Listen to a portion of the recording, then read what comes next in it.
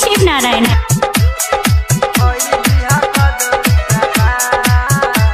Recording by Jackson music. साल भर पे आवेलू विद्या देख के जावेलू करेलू तू हमसे के सवाल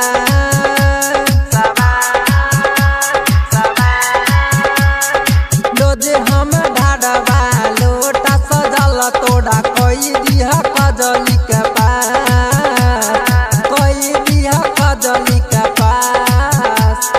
साल भर पे आवेलू बिना बाली माई सुने ल तू बेटा के पुकार रोजे हम ढाडवा लोटा सजल तोड़ा कोई दिया कजली के पास। Recording by Jackson music. Shivnarayan Sitamarhi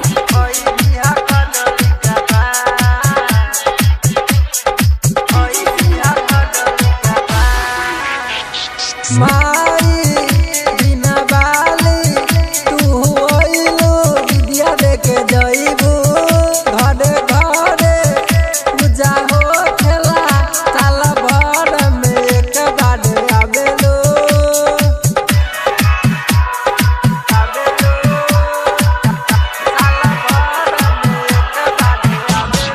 रोजे हम ढाडवा लोटा सजल तोड़ा कोई बिहा पुसा पका पास रोजे हम ढाडवा लोटा सजल तोड़ा कोई बिहा नेहावा का पास।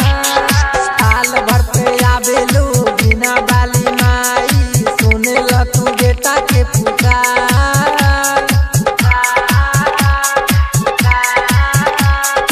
रोजे हम ढाडवा लोटा सजल तोड़ा कोई दिया कजली के पास कोई दिया कजली के पास। Recording by Jackson music. Shivnarayan Sitamarhi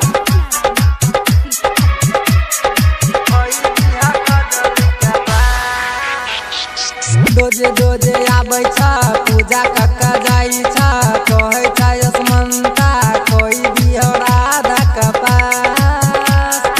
साल भर पयलू बिना बाली माई सुनी ल तू बेटा के पुकार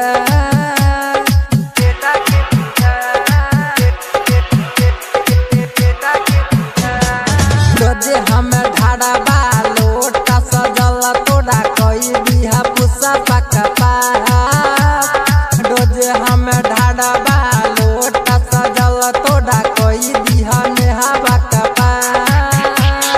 साल भर पे आवेलू बिना बाली माई सुने ल तू बेटा के पुकार